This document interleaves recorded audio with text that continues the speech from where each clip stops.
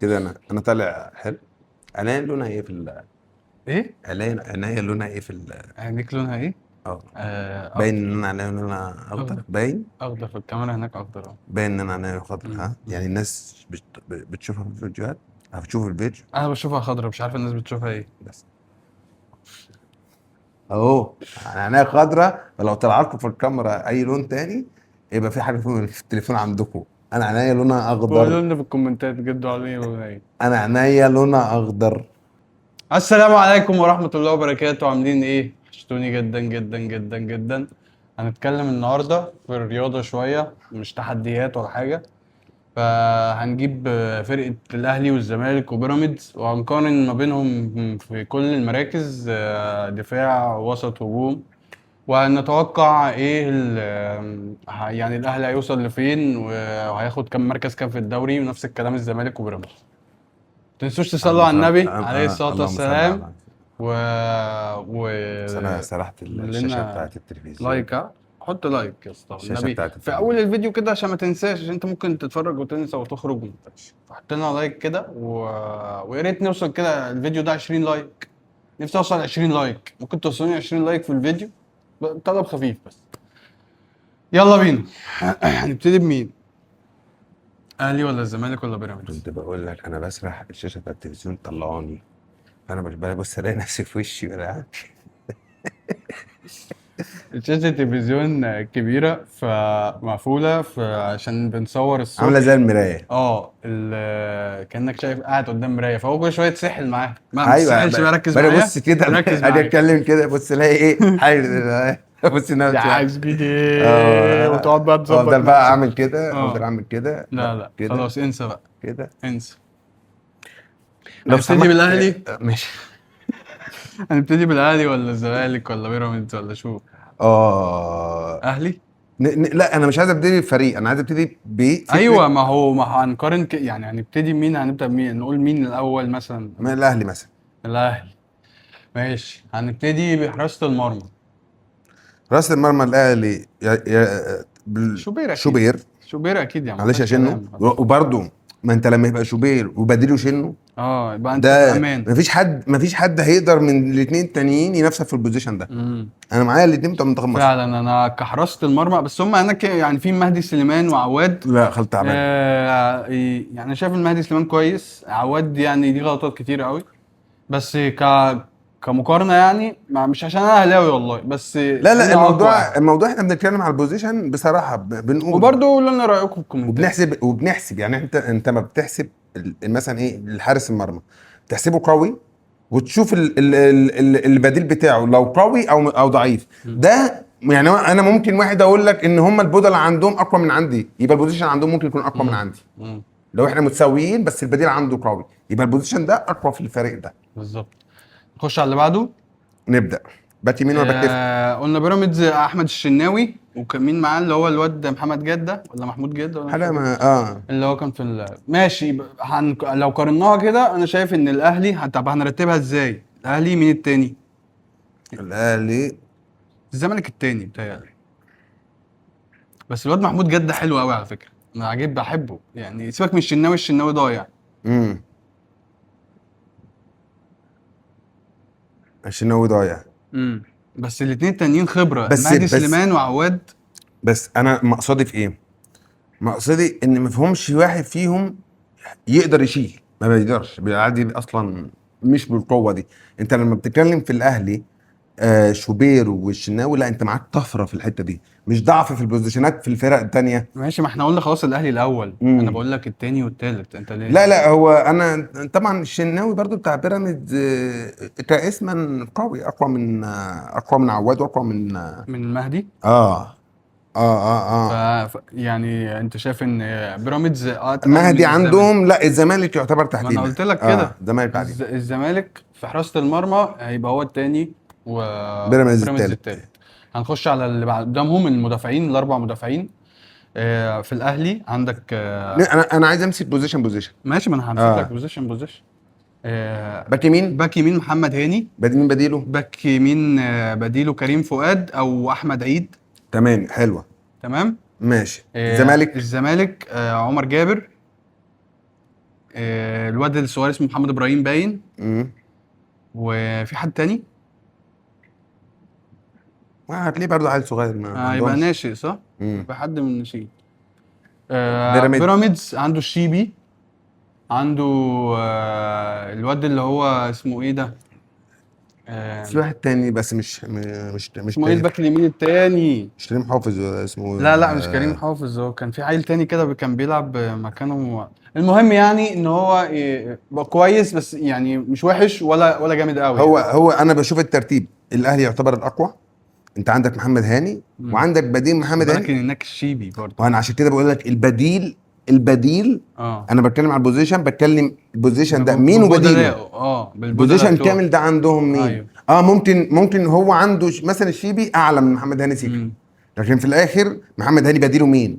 انا بتكلم على الاهلي.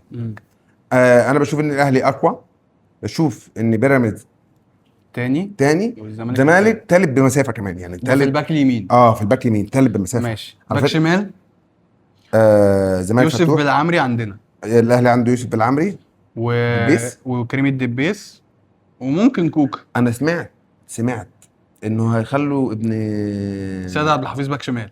ابن سيد معوض. سيد معوض قصدي. سيد معوض. سمعت انا على فكره انا هو الواد ده يا جدعان ينفع. حريف قوي، بس هو لو اقتنع ان هو يبقى باك شمال هيبقى جامد. هيعملها حلو قوي. هيبقى جامد قوي. الواد حريف قوي ما شاء الله عليه. تعالى الزمالك بقى. الزمالك عندك فتوح واسمه ايه ده بنتايج. لا قوي. الزمالك اقوى. الزمالك اقوى في الباك الشمال. خلاص. هناك في بيراميدز عنده كريم حافظ، عنده الحمدي ده اسمه ايه؟ ومحمد حمدي اللي خد له صليبي. طيب هنقول زمالك الاول. زمالك في الباك الشمال. زمالك. اللي بعديه اهلي بيراميدز. السنتر باكين بقى اللي هم اللي في النص ما بين الباك يمين والباك الشمال. عندك في الاهلي في ياسر ابراهيم، في اللي هو الجزار ده، في الجزار، وفي الواد بتاع بتروجيت اللي احنا هادي رياض، وعندك وياسين مرعي. دول الاربعه اللي في خط الظهر. لا الاهلي محتاج واحد. الزمالك الاهلي محتاج واحد. عنده اسمه ايه ده؟ اسمه ايه؟ محمد يوسف. اسمه ايه؟ اسماعيل حاجه اسماعيل كده. محمد اسماعيل والونش مين تاني؟ عنده في البودره بقى شويه عيال مش معروفه. الزمالك عنده مشكله كبيره بعد ما شاهين حسام عبد المجيد. ايه ده فعلا. بعد ما شاهين حسام عبد المجيد انتوا عندك مشكله كبيره. هتلعبوا افريقيا. انت عندك مشكله كبيره. دوري ابطال افريقيا. ده الله يكون في عونكم والله. يعني الله يكون في عون الجمهور المحترم من جمهور الزمالك اللي هيشجع فريقه الموسم ده. بس لا الموضوع بعيد. مين تاني؟ انا مش فاكر حد تاني سيرد باك في الزمالك. مش شايف حد خالص بصراحه. ماشي. البيراميدز عنده احمد سامي وعلي جبر واسمه ايه ده مرعي. اسمه ايه ده؟ حاجه مرعي ده اسمه ايه؟ محلوين عند بيراميدز، بس مش عارف انا بحسهم بطاء. انا عند بيراميدز بحسهم كلهم بطاء. احمد سامي ده بطيء قوي. لا بس مرعي ده جامد. مرعي ده وياسر جلال ده. بس ده ما بيلعبش اصلا. ده اسامه جلال ده ما بيلعبش. ده راح جاب بناطيل واسعه. ده يا جدعان الواد ده كان طالع حلو قوي. كنت متوقع ان هو يبقى مدافع جامد قوي من ساعه ما لبس البناطيل الواسعه. راح بقى بيراميدز افتكر نفسه بقى في باريس سان جيرمان، وبيلبس بناطيل واسعه ويه وبقى فانكي مانكي وانا شاب موديل قوي يعني. ومودرن كمان. ومودرن في نفس الوقت. فحاجه وجع قلب، فما بقاش بيلعب كوره يا عيني. بس كده بقى وحش قوي. بس هو لو شد هيبقى جامد. واحتمال يجيبوا عبد المنعم بيقول لك. لا عبد المنعم هيجي الاهلي. ماشي احنا هنحسب على الموجودين دلوقتي. اصل انا هقول لك ليه. انا هحسب على الموجودين دلوقتي، مش هحسب على اللي لسه ما جاش. عشان عايز اقول الخبر بتاع عبد المنعم ده. الاهلي بيلعبها من طريق عبد المنعم، والبيراميدز بيلعبها من طريق النادي. لا عبد المنعم هو المفروض وائل جمعه اتكلم معاه قال له انا مش هلعب في مصر غير للاهلي، وده اوعدك يعني وبتاع. عشان كده بس جه بقى يقول له ايه ده انا ممكن امشي. اللي انا سمعته دلوقتي ان عبد المنعم ممكن يمشي من نيس.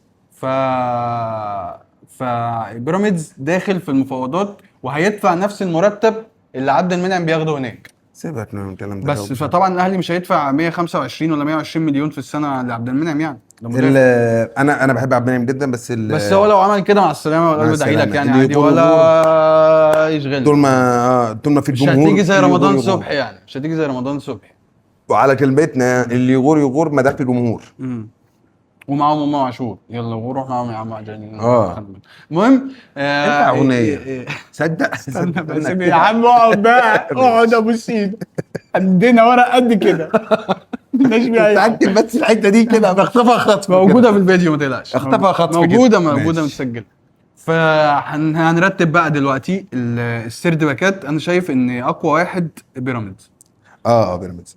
كسيرد باكات بعد يعني. كده الاهلي، بعد كده بعد الزمالك. كده الاهلي عشان، وبعدين الزمالك يعني عشان لا الله حكايته مفيش حاجه الحته دي، الله مفيش حكايته. حاجه يعني على الابيض. الله يا نخش على المركز اللي قدام نص ملعب. نقول ديفندرات الاول اللي هو مركز 6. ماشي 6. 6. الستة الأول عندك احنا على الاهلي في مروان عطيه، مروان عطية، في كوكا، وعندك أحمد رضا واحمد رضا، كاباكا. وكاباكو. كاباكا. والاهلي جاب اللعيبه بتوع ام بي، في واحد بيلعب فيها؟ ستة لأ، لا يعني احنا كده عندنا الاربعه 8 دول. و10 تقريبا. هو الاهلي مهاجم. لازم يجيب واحد في الحته دي. مم. هو الاهلي عنده الاربعه دولت. بيراميدز عنده الزمالك عنده شحاته، أيوه. عنده مين تاني؟ إيه... الزمالك احنا عندنا التاني ده مشكلة عنده الزمالك إن هو ما مفيش لعيبة. عندوش يعني فاهم فترة كيد دعم. ما عندوش يعني لا عنده مشكله الصف كبيره. التاني ده مش موجود خالص يعني. مم. أي حد هيتصاب. الحاجة الوحيدة اللي عنده فيها دعم هو الباك الشمال، ولسه أحمد فتوح مرجعش من الإصابة أصلا. فممكن مثلا احنا كده قلنا. شحاته وفي بس. الواد اسمه ايه ده، اللي هو جابوه من بتروجيت ده باين ولا اسمه ايه، محمود جهاد. محمود جهاد ده بيلعبها برضو. ونروح لبيراميدز. مهند لاشين. وانا لاشين ما بحبوش ومش ده مهم كورة. انت بتحبه يعني، واحنا بنقول ماشي. مين تاني بيلعب ديفندر معاهم. هو ساعات بينزل له زلاكا جنبه، ساعات بينزل له حاجات ما بيلعبش غير بيه هو 6. يعني يكاد يكون كان في الواد الاسمراني ده مشي، يا اللي هو التوري ايريك ده تراوري ده آه. ولا يا اسمه ايه. المهم يعني انا شايف برضو ان الاهلي الاهلي الافضل، اقوى واحد الاهلي في الحته افضل، دي. الاهلي افضل مم. في السته. يبقى السته يبقى كده حفظنا السته. الاهلي اقوى. والباك اليمين الاهلي اقوى. والحراسه والاهلي اقوى. السيرد باك بيراميدز اقوى. الباك الشمال قلنا الزمالك. الزمالك اقوى. الحراسه حراسه المرمى الاهلي اقوى. هنخش في 6 برضو الاهلي اقوى. بعديه بيراميدز، بعديه زمالك، بعديه بيراميدز وبعديه زمالك. بس مش زمان مش بعيد قوي ان شحاته كلاعب، يعني كلاعب اساسي هو كويس. انا على بحب فكره ومحمود الجهاد برضو يجي منه على فكره. انا بحب بس هو عايز تيم برضو. انا بحبه على فكره انا بحب شحاته عن لاشين بتاع بيراميدز. في كمان التمانيات بقى، التمانيتين. التمانيتين. عندك في الاهلي امام عاشور. في لعيب من انبي بيلعب في الحته دي اسمه محمد محمود ولا محمد حامد. بيقولوا حلو قوي. بيقولوا حلو قوي. علي محمد او محمد علي حاجه مش كده. فاكر في واد من دول لسه جاي من انبي. وعندك لاحظ بقى ان الاهلي البوزيشن الثاني في الثمانيه بتاعه بيستخدم فيها ساعات بينزل شحات فيها، في قفشه كمان، ساعات قفشه فيها، وساعات بينزل يعني زيزو ساعات بيلعبها. الاهلي عنده كتير في الثمانيات، عنده كتير في الثمانيات. ممكن كمان في حد افريقي يجي، بس احنا قلنا هو الاهلي لسه في واحد افريقي هيجي على فكره. هو بيلعب كمان، احنا دلوقتي بنلعبها على 4-3-3. ده هو بيلعب 4-4-2. لسه ما شفناش بقى عموته بيلعب 4-4-2 على ما اعتقد، بيلعب 4-4-2. فدول بتوع الاهلي الثمانيات بتاعت الزمالك. عندك عبد الله السعيد اللي هو لسه مش عايز يرجع يروح يتمرن. وعندك قول معايا بقى، ركز معايا. مشي الواد اللي هو الواد الفلسطيني ده اسمه ايه؟ ادم كايد بيلعب 8. ادم كايد بيلعب 8 صح. والواد المهاجم بتاعهم الفلسطيني ساعات بيرجعوا 8، بيحطوا جناح او الدباغ. ساعات بيلعب بيه كده لما فاكر. بس هو بيلعب مهاجم، ده ما بيلعبش 8. ما هو ساعات كان بيطلعه. لا انا هسيبه في المهاجم، مش هحطه في الثمانيات. بس هو عنده الاثنين دول كايد وعنده ده. بس هو الزمالك عنده مشكله كبيره يا جدعان. الزمالك ما عندوش بدلاء. فين اللعيبه بتاع الزمالك؟ عنده شويه عيال صغيره بس برضه حرام ما يقدرش. في ايشو. في ايشو. في مين تاني؟ بيقول لك سيف جعفر هيمشوه. تعبان قوي. هو تعبان قوي، بس هو انت ما عندكش حد اصلا هتمشي فين؟ الواد اللي كان كويس عندهم اللي هو مشي مع سيف جعفر اللي هو ابن سامر جلال. اللي هو راح بيراميدز ده، وبعدين راح بعد اه تقريبا البنك الاهلي. في حاجه تانية، في لا تمنيات تانية في لا الزمالك؟ لا خلصوا كده صح؟ عايزين يجيب لهم اتنين من الشارع، هيجيبوا اتنين من الشارع على اتنين من الناشئين على 100 عقبه ينزلوا ما هو بيمشوا ناشئين اصلا، اه يعني مشوا انت عارف الواد انس مسلسل وائل ومشوا الواد ما يدفعش التاني. فلوسهم كمان. المهم نخش على بيراميدز عشان ما نطولش، عشان لا ده بيراميدز عنده 8 هنسرح فيه كتير، كتير. عنده 8 بيراميدز كتير. عنده الكارتي، عنده الكارتي وعنده الواد عنده التاني زلاكا الزلاكا وقطه. وقطة وقطه والواد الفلسطيني ده ساعات يلعب 8 على فكره، الواد الفلسطيني هو بيلعب والو جناح. اه لا الاردني الاردني فخوري.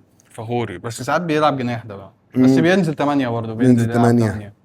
ولا عنده كتير، عنده كتير. انا شايف ان صراحه اهلي اهلي بيراميدز بيراميدز الزمالك. الزمالك. في الثمانينات يعني اهلي بيراميدز الزمالك. طيب خط الهجوم هنبدأ بوينج شمال. وينج شمال الاهلي يعتبر بن شرقي ايوه، حسين الشحات. حسين الشحات. بيعتبر بن شرقي حسين الشحات.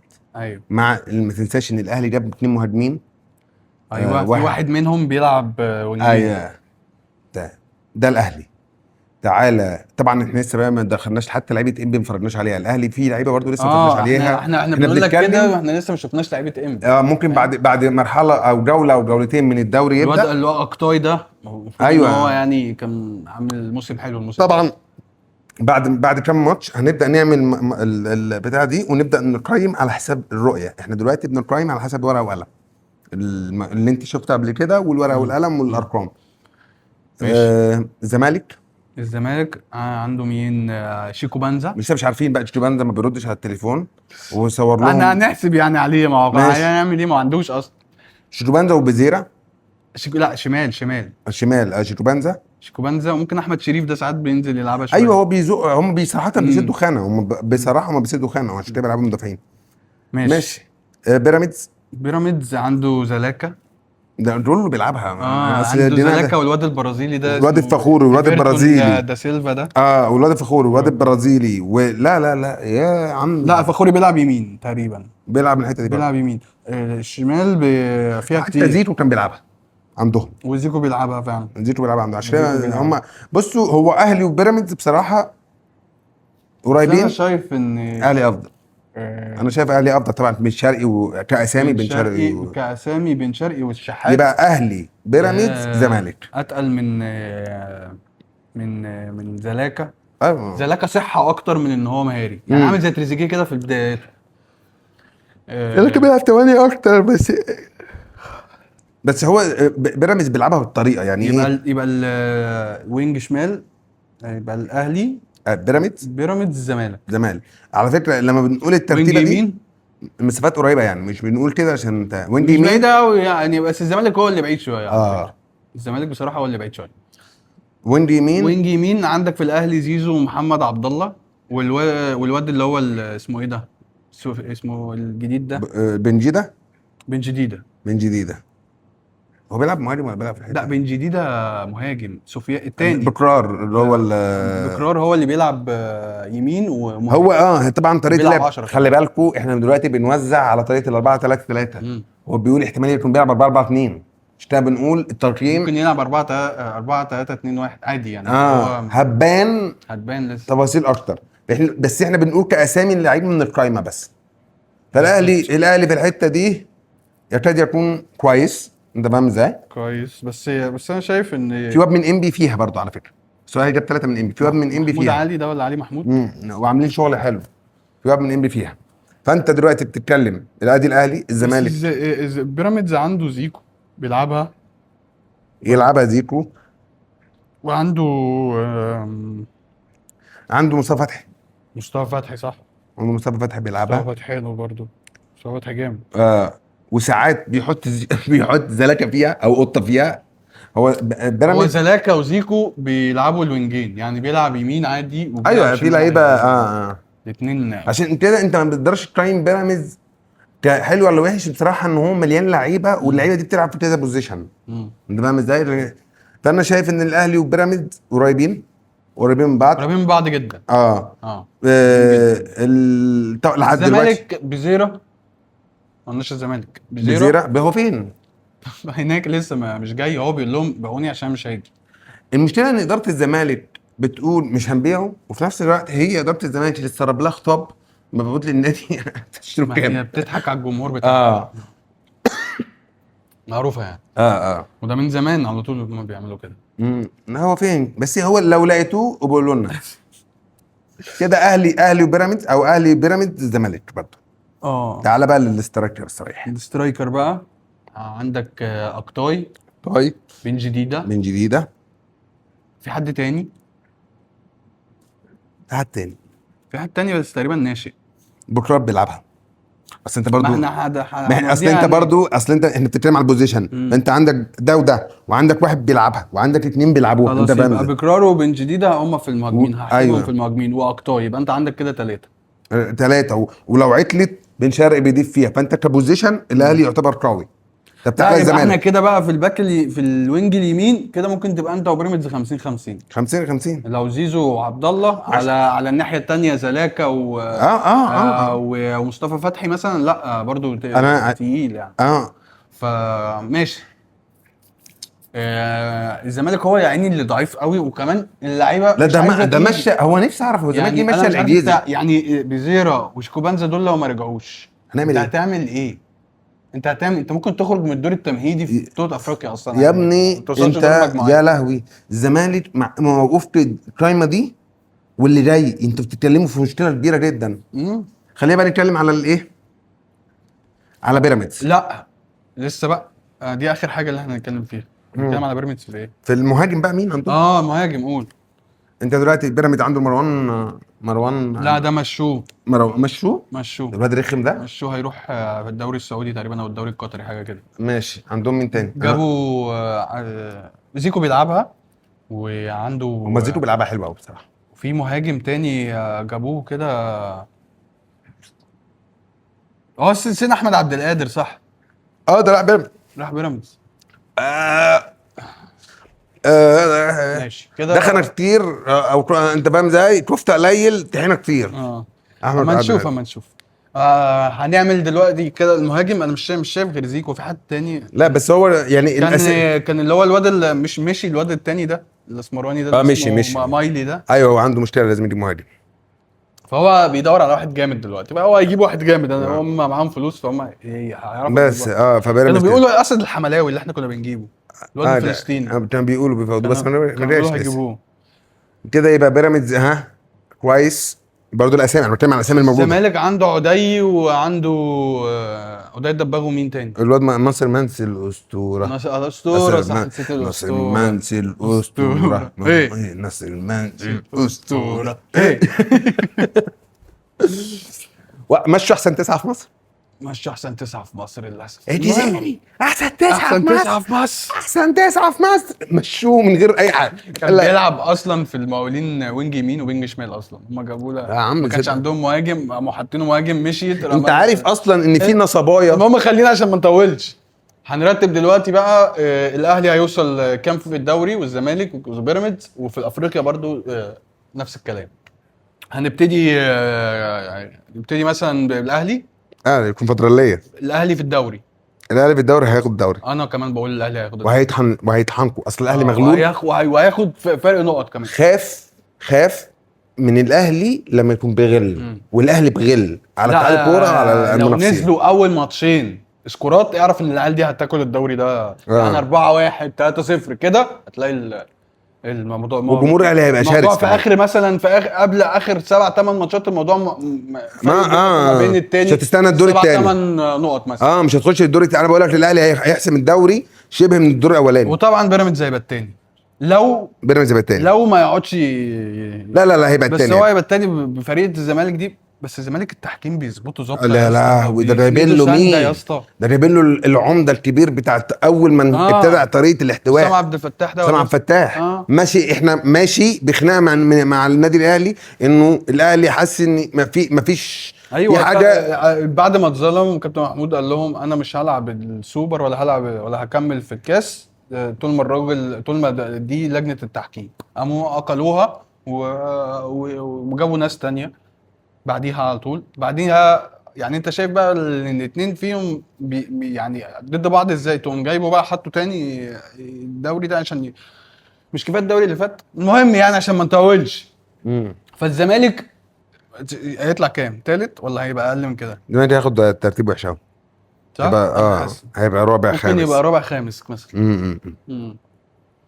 الزمالك يبقى رابع خامس، وهيبقى في مشكله كبيره في نص الدوري وفي اخر الدوري. الزمالك هيبقى عنده مشكله كبيره جدا. لو سيراميكا شادد والبنك الاهلي شادد ومصري وكده شادين، لا يعدوه. يعدوه. عندك ايه تاني؟ افريقيا بقى. افريقيا كونفدراليه اهلي واخدها. الاهلي انا شايف برضو ان الاهلي هيخش ما ينفعش ياخدها، غير هيلعب. ما ينفعش تطلع من الكونفدراليه دي، بس تبقى عيب قوي يعني. ما ينفعش تعمل احنا مش الزمالك اه ولما تجيبها مره تتنطط علينا، لا. ان شاء الله ناخدها. تعال نتكلم على ناخدها عشان ما يقعدش يقول لك انا معايا 2 كونفدراليه، يبقى خدني يا احنا عم معانا 2 كده. وانت معاك 2. ماشي. عشان ما تزيدش فيها، عشان انت زايد فيها. حسن زعبولة ما بيعطلش عياط. زمالك. الزمالك في انا شايف ان هو لو وصل دور المجموعات يبقى عمل انجاز. لو عدى دور المجموعات لو وصل دور المجموعات هيطلع في التمهيد. بس انت ممكن يقابل في التمهيد وحش في انديه بعيده قوي. ماشي، ما هو انت برضو ضعيف جدا يا جدو، والعيال بتاعتك لسه ما جاتش الفرقه اصلا. بص اقول لك على حاجه. هو الزمالك يعني لسه ما اتمرنوش تاني وجمع ولعب ماتش وتقسيمه بص ما لعبوش ماتش ودي اصلا. انا هقول لك على حاجه. الزمالك هو احنا يكاد يكون عارفين ان هو هيخرج. احنا بنختلف على هيخرج امتى. انا بشوفها من ناحيتين. لو وصل دور المجموعات ايوه انا بشوفها من ناحيتين. ده عمل انجاز. قول انت بقى عايز ايه؟ انا عايز يوصل دور المجموعات. لا انت شايفه، انت بتقول انت شايفه هيوصل يعني هيعدي دور المجموعات مثلا؟ انا اشوف بقى ساعات المجموعات بتبقى سهله، ساعات المجموعات قصدك بتقلش. مجموعته تبقى سهله. ماشي. انا بقول الزمالك الفريق اللي في فريق هيبقى قوي معاه، اكيد طبعا هيبهدله. اكيد. ده خلاص انت فاهم ازاي؟ ممكن يسرق بقى من ايه، يبقى معاه فرقتين تعبانين فيقدر ايه يجامب. يملص. انت فاهم ازاي؟ الاحتمال الاكبر انه ما يجامبش. بس اللي انا اقصده انا لما بحب الزمالك يلعب الماتشات الكبيره دي، بتفرج عليه قوي، بستمتع بيه قوي. ده نجم الساحلي رقم خمسه قبل دور المجموعات دي هتبقى حلوه قوي. يا لهوي هتبقى كيف جامده قوي. قعدنا تغادى غندور كتير وضحك كتير. تغادى غندور ممكن يطول فيها.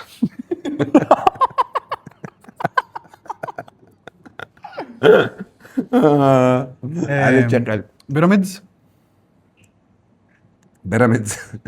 لا بيراميدز هيوصل، هيعدي المجموعات. هيعدي المجموعات بس هيطلع من ماتش بعد ما يطلع من المجموعات. هيطلع بقى. انا بقول ان هو هيعدي دور المجموعات طبعا، وهيطلع من اول فريق هيقابله. لا اقول لك على حاجه، من تاني فريق. اقول لك على حاجه، مش من اول فريق، تاني فريق هيقابله. طب اقول لك على حاجه، بيراميدز هيطلع من المجموعات اصلا بقى. يلا. المدرب ده عبيط اصلا. بتاع مكوينه ده راح يجري الوداد. هيهبطوا. جابهم خامس جابهم خامس في الدوري وفشخوا في افريقيا. انا ما اعرفش هم راحوا جابوا عشان كسب الاهلي. مش ده حكم. تعبان قوي. بتاع جنوب افريقيا كلهم مكوينه هو ومودي ومكاو كلهم كده. موسيماني كان حته لوحده. كده نبقى خلصنا التقييمات وخلصنا الحلقه وقلنا الفرق. قولوا لنا انتوا رايكم في الكومنتات لو شايفين حد اقوى من حد، واتمنى اللايكات زي ما قلت لكم. نفسي نوصل 20 لايك يعني لو سمحتم. 20 لايك يعني. على فكره برضو لو بتعجبك الحلقات انا نفسي تقول يعني ايه، قول لاصحابك يعني ايه، قول لاصحابك ان في ناس بتعمل فعلا شغل وحلقات حلوه فهتنفع يعني. بس ومتنسوش تصلوا على النبي عليه الصلاه والسلام. سلام.